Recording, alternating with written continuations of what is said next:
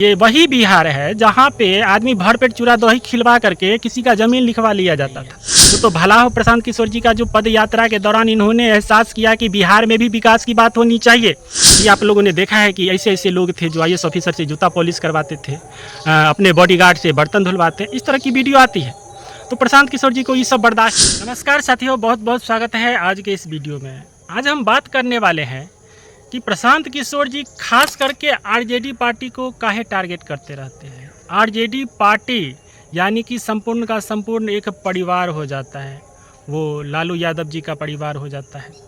तो इनका टारगेट बार बार आखिर काहे, किस लिए? इसमें आपको सबसे पहले समझने की बात है जब आप पढ़ लिख के ज़्यादा काबिल आदमी हो जाइएगा और उसके बाद आपको ऐसे लोग अपने उंगली पर आपको नचवा रहा है जो एकदम से कम पढ़ा लिखा हुआ है, जो एकदम मजदूर टाइप का इंसान हो, ऐसे लोग यदि आपको चंगुल पर नचाने लगेगा तो आपको अपने इज्जत प्रतिष्ठा पर पड़ेगा कि नहीं हम इतना पढ़ लिख के हैं और उसके बाद हमको ऐसा आदमी चरा रहा है, ऐसा आदमी हमको बेच दिया। जैसे नटवर लाल थे जो ताजमहल लाल किला बेच देते थे, तो बड़ी अखर आने लगता है। ये चीज़ बिहार के लोगों को असर पड़िए नहीं रहा था। राजनीतिक मामले में प्रशांत किशोर जी हैं, कितने पढ़े लिखे हैं, विदेशों से पढ़े लिखे हुए हैं। हम कहते हैं भारत की राजनीति में अभी के समय में प्रशांत किशोर इतना पढ़ा लिखा कोई नेता नहीं है भारत में। अभी जो वर्तमान में जितने भी मिनिस्टर हों, चाहे प्रधानमंत्री चाहे मुख्यमंत्री, किसी को भी आप देख लीजिएगा तो इतना पढ़ा लिखा व्यक्ति नहीं है। और इतना पढ़ा लिखा व्यक्ति देश को समायोजन करता है और देश की राजनीति का जो बात करता है, वो आदमी आया है बिहार की राजनीति को बदलने के लिए। तो बिहार में इन्होंने क्या देखा, यहाँ पर ताड़ी पीने के लिए, दारू पीने के लिए लोग अपना वोट बेच देते हैं। एकदम सही कहते हैं कि मुर्गा भात यदि मिल गया भरपेट तो आप जो है सो आप उनको वोट दे देते हैं।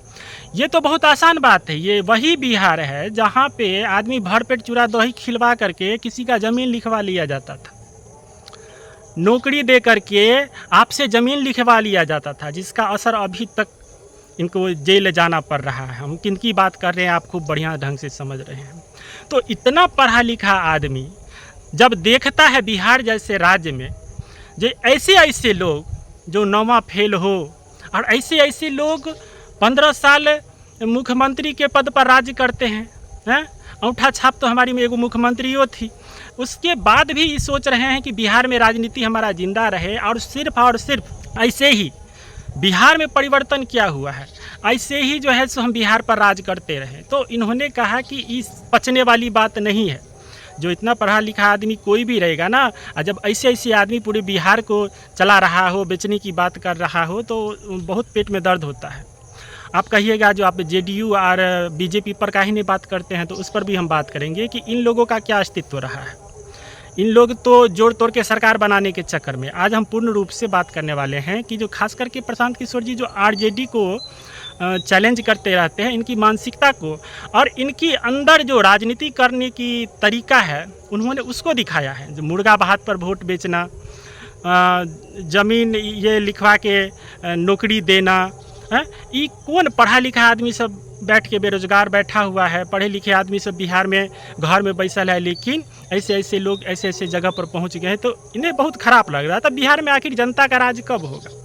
बिहार में ये मुद्दे नहीं था, कभी भी मुद्दा नहीं था। जो बिहार में वोटिंग होता था, कोई भी पार्टी हो, चाहे अग्रज जाति के लोग हैं चाहे पिछड़े जाति के लोग हैं। पिछड़े जाति तो एकदम से मुर्गा भात और दारू पर बिक जाते थे। 5 साल में एक बार त्यौहार आया, चाहे लोकसभा का आया चाहे राज्यसभा का आया, विधानसभा का आया, राज्यसभा के नहीं, विधानसभा का आया, उसमें भरपेट मुर्गा भात बैठ गया और उसके बाद थोड़ा पैसा मिल गया और चलिए फिर 5 साल के बाद आएंगे वोट गिराएंगे। और इस तरीके की राजनीति यहाँ पे सालों साल से चलती आ रही है। वो तो भला हो प्रशांत किशोर जी का जो पद यात्रा के दौरान इन्होंने एहसास किया कि बिहार में भी विकास की बात होनी चाहिए। यहाँ पे बिहार में विकास की बात क्या करते हैं? बिहार में इतनी सारी यूनिवर्सिटीज़ है, यहाँ पे कितना स्किल बांटा जा रहा है? ये सवाल तो नरेंद्र मोदी जी से होना चाहिए, नीतीश कुमार जी से होना चाहिए। आपके यूनिवर्सिटी से पढ़ लिख के लोग बेरोजगार बन के उसके बाद बाहर जाता है मजदूरी करने के लिए फैक्ट्री में। इससे शर्म की बात क्या हो सकता है?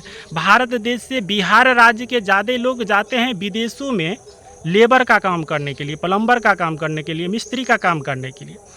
तो प्रशांत किशोर जी को ये सब बर्दाश्त नहीं हुआ कि खास करके बिहार में सत्ता लगातार, चाहे 15 साल आरजेडी संभाले, उसके बाद 20 साल से नीतीश कुमार संभाल रहे हैं। तो इसमें नीतीश कुमार को आप मिक्स से समझ सकते हैं, जो बीजेपी भी है और आरजेडी भी है।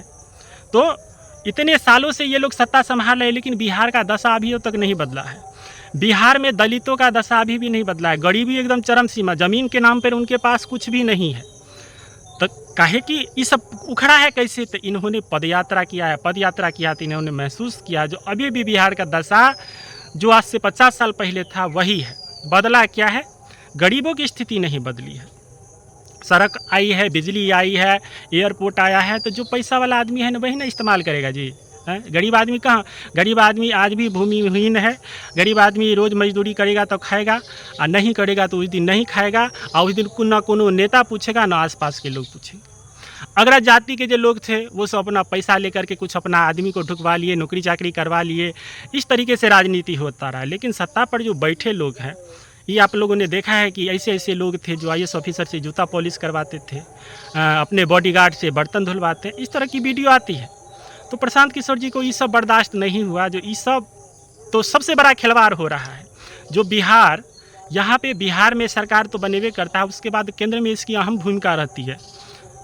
लोकसभा में समझिए जो 38-39 गो सांसद नरेंद्र मोदी को सरकार बनाने में, चाहे कांग्रेस की सरकार थी, तो ये लोग बिहार का इस्तेमाल सिर्फ कर क्या रहा है कि ऐसे लोग को सिर्फ बैठाए रहे जो सत्ता का सुख ले, और हमको गठबंधन के साथ हमारी सरकार खींची चलती रहे।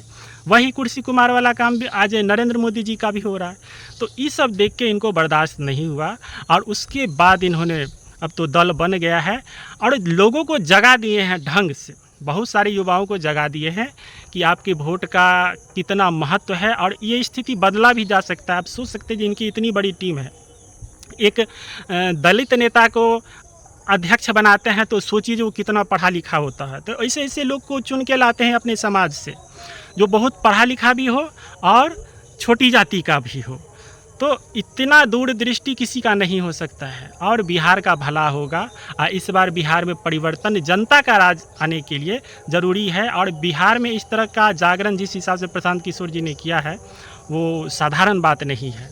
तो इसलिए इनका ज़्यादातर रहता है जो ऐसे मूर्ख चपाट लोग यदि बिहार में राज करेगा तो बिहार के लोगों का गलत इस्तेमाल होता है, इनके भविष्य का, युवाओं का गलत इस्तेमाल होता है। तो खास करके इनका टारगेट इस पर होता है।